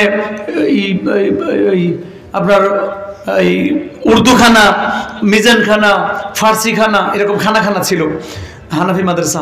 তো আমি তখন উর্দু খানার ছাত্র, বলতেছে যে আজকে তো টয়লেট পরিষ্কার করতে হবে, মানে টাঙ্কি ভরে গেছে, বালতিতে ফালাই তুইব। ঠিক আছে, কোনো ঘুম নাই, সবাই ঘুমের বান্ধরে সরেছে, মানে কে আগে যাইব ময়লা পরিষ্কার করতে মাদ্রাসার টাঙ্কির। সুবহানাল্লাহ। আর আমাদের আলেমুলামাদের, আমাদের মাদ্রাসা ছাত্রদের পরিস্থিতি হলো এই যে আপনার ছাত্র হেফজখানায় পড়তে দিচ্ছেন, এখন সে ঝাড়ু দিল কেন? লাঠি সোড়া নিয়ে ইমাম সাহেব মারতেছে, মানে হুজুর মানে হাফেজ সাহেব, আমার পোলা কি কামলা দিতে কাম করাইতে আর তোর টিভি মাটি নিতে কি পারাইছি, লেখাপড়া করতে পারাইছি আর কাম করাইতে কে লেখাপড়ার পুত্রে। মানে আমি তো বললাম খাস বাংলায় যাতে সারা দুনিয়ার মানুষ বুঝে, এইভাবে না বললেও যেভাবেই হোক এই কথাটা কয় যে আমার ছেলে কাজ করলো কেন, বুঝতে পারতেছি না। হাফেজ সাহেব নিজেই বাড়ি নিয়ে বাইরে সে বেরতে যায়, ডরের চড়ে হয় কোন ছাত্ররা দেবো, কোন কিল খামো, মানে কোন গার্জেন কোন ভুল ধরে, চাকরি থাকে না, খালি চাকরি থাকে, খালি চাকরি থাকে, কত যে ভুল পায়। মানে এই ইমাম সাহেব আর হাফেজ সাহেব কোনো মানে ভাবই পায় না যে কেমনে কোন দিক দিয়ে ভাও করবো। এর লেগে মাঝে মাঝে আবার রাজনীতিও করে, মানে একটু জায়গা মতো যে আবার একজনের লেগে আস্তে করে ওই কুচের মুরগির মতো বহে যায়। তখন মসজিদে দুইটা গ্রুপ হয়, খাই আমার ইমাম সাহেবকে কেরা খাতে বহাই দিই, মানে কুচের মুরগির মতো কিছু হুজুর আবার যায় একজনের পিছিয়ে আবার বহে। এরকমও কিছু পরিস্থিতি দেখলাম আছে দুনিয়াতে। যাই হোক, তো হঠাৎ করে রাত 12টার পরে আমরা গেছি, আমরা ভাবছি যে উর্দুখানে সবার আগে যাবো টাঙ্কি পরিষ্কার করতে, যাইয়া দেখি ওনার তো হানাফি, ওনারা 5 কলি টুপিটা কোনো সময় মাথা থেকে ভালো না, মানে টয়লেটে গেলে ওকে টুপি দিব পর টয়লেটে যাবো, এটা ওনাদের একটা সুন্নত। জানি না হাদিস করে আছে কিনা, আল্লাহ ভালো জানে। তো টুপি একটা পড়ছে 5 করলি, এবং এই যে গেঞ্জিগুলো পরে না এই পর্যন্ত, এটা স্যার ওনার জীবনও গেঞ্জি পড়ে না, এই গেঞ্জি পরা, লুঙ্গি পরা, বড় একটা গামছা মানজাত বেঁধে বালতি নিয়ে উনি সবার আগে টাঙ্কির সামনে হাজির। সুবহানাল্লাহ, এত বড় মাদ্রাসার মুফতি, প্রধান মুফতি এবং প্রিন্সিপাল, তিনি টয়লেটের ময়লা পরিষ্কার করতে ছাত্রদের আগে প্রতিযোগিতায় ফার্স্ট হয়েছিলেন। আল্লাহর কসম, এই ঘটনা আমার উস্তাদের সরাসরি আমি ওনার কাছে শিক্ষা গ্রহণ করেছি। আমার সৌভাগ্য যে আমি এমন এমন উস্তাদ পেয়েছিলাম, তাদের জুদে বহন করার কারণে আল্লাহর দয়া হয়েছে যে এরকম কলাক্ষেত করার মতো একজন কৃষক মাঝে মধ্যে 2 কথা বলার জন্য আসে, এটা আল্লাহর দয়া। আমার কথার ধরন যে একটু অন্যরকম, এর কারণ আছে। আমি আল্লাহর কিছু ওলি দেখেছি, আলহামদুলিল্লাহ রাব্বিল আলামিন, তাদের তাহাজ্জুদের কান্নার আওয়াজে আমাদের ঘুম ভাঙতো, এমন উস্তাদ পেয়েছিলাম। এটা একটা প্রভাব পড়ছে আলহামদুলিল্লাহ, কারণ উস্তাদ আমল দিয়ে ছাত্রের উপরে প্রভাব ফেলতে পারবে, বেদ দিয়ে, লাঠি দিয়ে আর ওয়াজ দিয়ে কোনোদিন প্রভাব ফেলানো সম্ভব।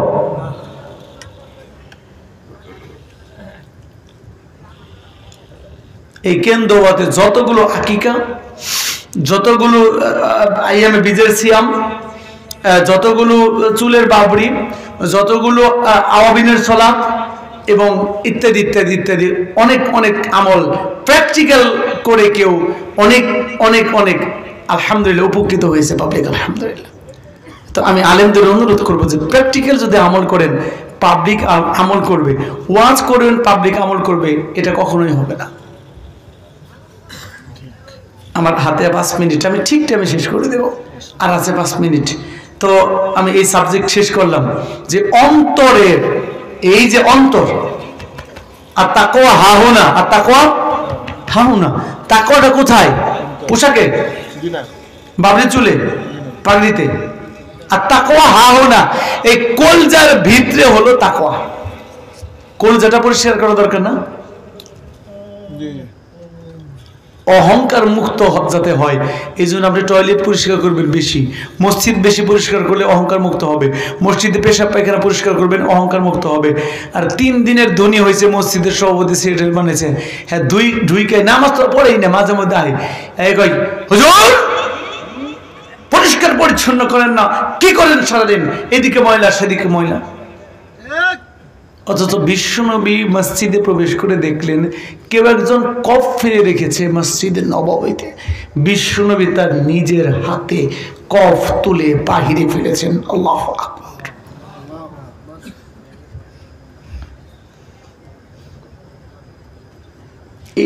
এই আমলটাও আমি একদম করতে পারিনি, আপনারা চেষ্টা করেন। মানে মসজিদ ঝাড়া দেওয়া, মসজিদ মোছা, একেবারে অলসতায় পেয়ে বসছে আমাদের। মানে মসজিদ মুছবেন, মসজিদ ধুইবেন, মসজিদের টয়লেট ধুইবেন, যদি অহংকার মুক্ত না হয় আমার সাথে আপনি দেখা করবেন, ইনশাল্লাহ অন্তরটা এত নরম হবে। সুবহানাল্লাহ, আলহামদুলিল্লাহ। আরেকটা আমল করতে পারেন, একটা ব্যাগের ভিতরে একটা ব্রাশ নেবেন, একটা হারপিক নেবেন আর সাইকেলে উঠে বা কিছু আছে হাইটাই আস্তে আস্তে আস্তে আস্তে যাবেন, দেখবেন একটা মসজিদ মাদ্রাসার টয়লেটও পরিষ্কার পাইবে না। দেখবেন মানে 18 বছর ধরে কোনোদিন এইটা মানে কবরটা পরিষ্কার করে নেই। আল্লাহ জানে কি বসবাস করে। আপনি ভালো করে হারপিক দিয়ে আস্তে আস্তে ধুয়ে পরিষ্কার দিয়ে এই চলে আসবেন, কাউকে বলবেন না, অন্তর পবিত্র একেবারে মানে অহংকার মুক্ত হয়ে যাবে। প্র্যাকটিক্যাল প্রমাণ। আল্লাহ আকবার। আজকের আলোচনার শেষ অংশ একটা মুসলিম রাজার। দেখেন আমি কিন্তু ডায়েরিটাও খুলি নাই, সব এইভাবে আছে। আলহামদুলিল্লাহ আলোচনা হয়েছে, কিন্তু এই লিস্টের আলোচনা হয়েছে, সব হয়েছে। আমি সন্তুষ্ট। আপনারা সন্তুষ্ট কিনা আমি জানি না। সন্তুষ্ট আছেন কি? মানে আলোচনা হয়েছে নাকি হয়নি? আলহামদুলিল্লাহ। নাকি ফাও কথা হয়ে গেছে? আমি কি রাষ্ট্রের বাহিরে? মাশাআল্লাহ, নুরুল ইসলাম ভাই 1000 টাকা দিছে। আলহামদুলিল্লাহ। আল্লাহুম্মা সাল্লি আলা মুহাম্মাদ। আল্লাহ যেন বরকত দান করে, আল্লাহুম্মা আমিন। আজকের আলোচনা শেষ পর্ব। আমি রাষ্ট্রের কথা যেটা বলছিলাম, আমি এটা বিশ্বাস করি যে থাকে একটু বেশি হয়ে যাব। মানে আমি অনেক কিছুই স্বপ্ন দেখি এবং বিশ্বাস করি, এটা আজকে নাই বললাম। মানে রাষ্ট্র কিভাবে পরিচালনা করে এবং এই ময়লা আবর্জনা, এই ধরনের মানে বাংলাদেশের মতো ময়লা আবর্জনা আর এইরকম মানে ময়লা ফালানোর জায়গায় কি বলে যেন যে ওই নরসিংদীতে আছে না ডাস্টবিন ভাঙা, ওই যাত্রাবাড়ি যাওয়ার আগে ডান পাশে, আমাদের নরসিংদীতে নতুন বাস স্ট্যান্ডের ডান পাশে এই ময়লা ফালানোর ভাগা।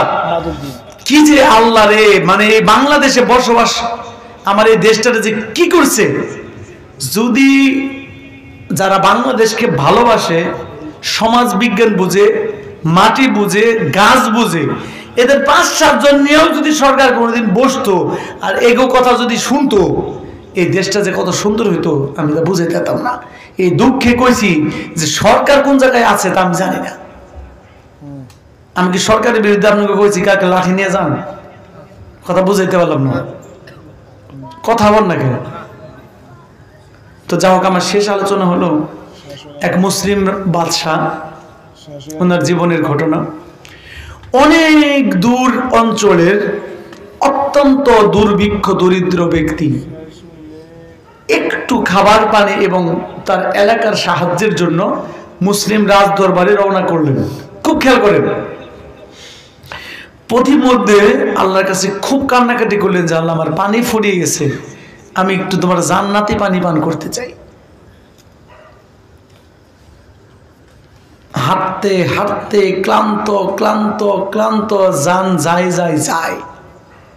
তিনি দেখলেন যে এই জমিতে একটু নিচু জায়গায় কিছু চিপচিপানি পানি আছে, যেরকম বৃষ্টির 1-2 দিন পরেও আমাদের অঞ্চলের আশেপাশে ঘাসের উপরে মামুন ভাই একটু পানি জমে থাকে না, তিনি পানিটা আঞ্জলিতে নিয়ে পান করলেন এবং তিনি আল্লাহ শুকর করলেন যে আল্লাহ, তুমি আমার জান্নাতের পানি খাওয়াইলা।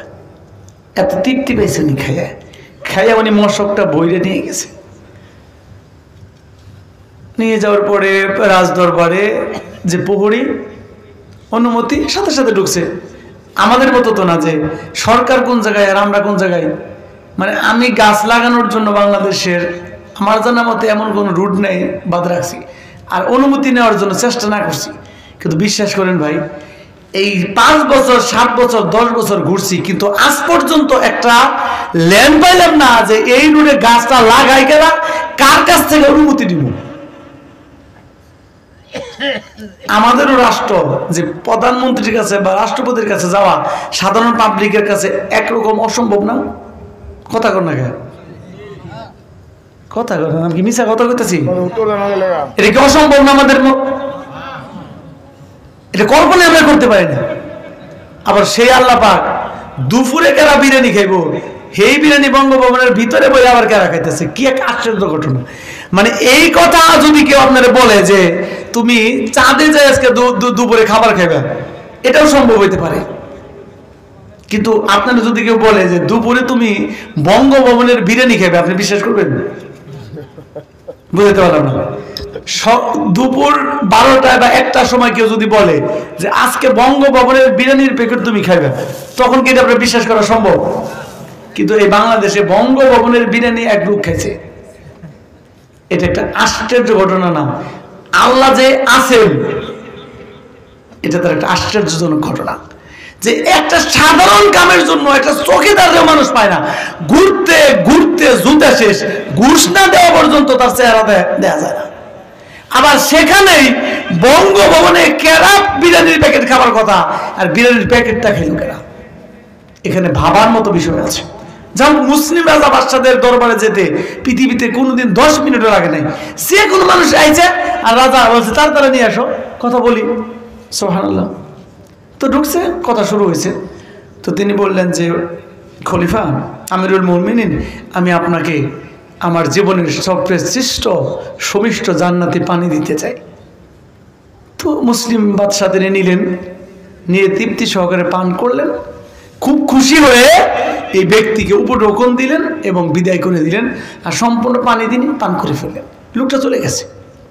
লোকটার যে অভাব ছিল, ওনার এলাকায় যে অভাব ছিল সব পূরণ করে দিয়েছে গেছে গা। বুঝতেছেন কিনা? আমার 1 ঘন্টার গল্প কইতে হবে মাত্র 1-2 মিনিটে, যার জন্য এত সুন্দর করে সহজে কইতাছি। আমি তো বাংলার উপরে মাস্টার্স করি নি, বাংলাতে মাস্টার্স করলে আরেকটু সুন্দর হইতো, কিন্তু এরপরে মোটামুটি বাংলা আমি সবচেয়ে বেশি পছন্দ করি, একটু টুকটাক লেখি। তো বড় কি হইলো ঘটনা, উনি চলে গেছে। তো এই বাচ্চা মুসলিম খলিফার সামনে পরিষদ আছে না, বুঝছেন কিনা, মানে পার্লামেন্টের সদস্য যারা আমির, বিভিন্ন বড় বড় মন্ত্রী। তো ওনারা অবাক হয়ে বললেন, খলিফা আজকে বুঝতে পারলাম না। কি বুঝলে না? এত বছর ধরে আপনার সাথে এখানে বসছি, কখনো কোনো উপহার খাবার আসলে আমাদেরকে না দিয়ে আপনি কোনোদিন খান নাই। আজকে এমন কি একটা জান্নাতি পানি দিল যে পুরাটাই আপনি পান করলেন, আমাদেরকে একটু দিলেন না। খলিফা বললেন যে পানিটা নিয়ে আইছে, এটা আমাদের এলাকার দিন আগে যে বৃষ্টি হয়েছে, ওই বৃষ্টির পানি, এরপরে ঘাসের উপরে পড়ে পচা গন্ধ হয়েছে। লোকটা অনেক দূরে বাড়ি, তোমরা চিনো না, আমি চিনি। ওই অঞ্চলে দুর্ভিক্ষ এবং মরুভূমি, তারা লবণাক্ত পানি ছাড়া পানি খায় নাই কোনোদিন। তাহলে লবণাক্ত পানি খায় যাদের কলজা জ্বলে গেছে, এবং যে ব্যক্তি এতদিনের পিপাসিত, এই পানিটা তার কাছে মনে হয়েছে জান্নাতের পানি। আসলে এটা বৃষ্টিতে ঘাসের উপরে পড়ে ঘাসের দুর্গন্ধযুক্ত পানি ছিল।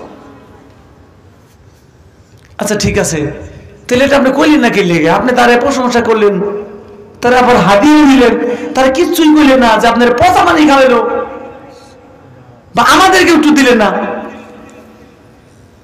বাদশাহ বললেন, এই মানুষটা এত দূর থেকে হৃদয় দিয়ে ভালোবেসে এই পানিটুকু আমার জন্য এনেছে, এই পানিটা সে সুমিষ্ট মনে করে আমাকে দিয়েছে। তার জীবনের জন্য তো এটা অনেক বড় উপহার এবং বড় জিনিস। সে তো এটাকে পচা মনে করে আমাকে দেয়নি, সে তার জীবনে এই পানিটা সবচেয়ে সুমিষ্ট মনে করে কিছু খাইয়া আমার জন্য কিছু রাখছে।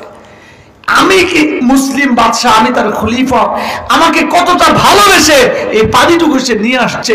আমি যদি বলতাম পানিটা পচা, তাকে শাস্তি দিতাম, তার কতটা কষ্ট হতো। তার পবিত্র ভালোবাসাকে অপমান করা হতো। আমি মুসলিম একজন সাধারণ গুনাহগার মানুষ হয়ে আল্লাহর এই বান্দাকে কষ্ট দিতে চাই নাই, তার পবিত্র ভালোবাসাকে অপমান করতে চাইনি। আমাদের দিলেন না কেন? আমি যা বুঝি তোমরা তত বোঝো না। আমি যদি তোমাদেরকে দিতাম, তোমরা তো সাথে সাথেই বলতা, এই একে ধর, কোতোয়াল ঢাক, গর্দান ফালা। পচা পানি আইনা বাদশারে দিয়ে কয় এটা বলে জান্নাতের পানি, তোমরা তো ঠিকই বলে দিতে।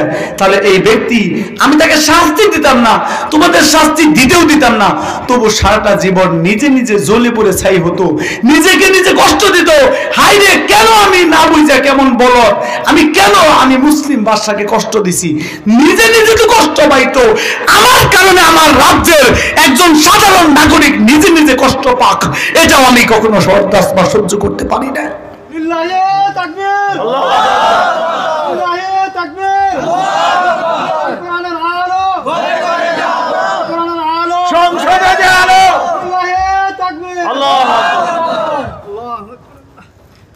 আমার আলোচনা শেষ। আজকের আলোচনার আস্তাগফিরুল্লাহ শেষের অংশটুকু গ্রহণ করবেন।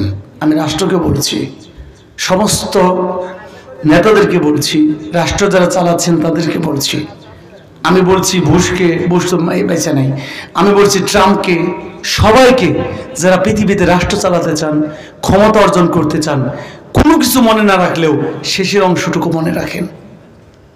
মানুষকে কিভাবে ভালোবাসতে হয়, মানুষকে কিভাবে মূল্যায়ন করতে হয়, মানুষকে কিভাবে সম্মান করতে হয়, মানুষের ইজ্জত কিভাবে হেফাজত করতে হয়, মানুষের সম্মান কিভাবে বুকে আগলে রাখতে হয়, মানুষের ভালোবাসার মূল্যায়ন কি দিয়ে করতে হয়, এটা এই মুসলিম বাদশার কাছ থেকে শিখেন।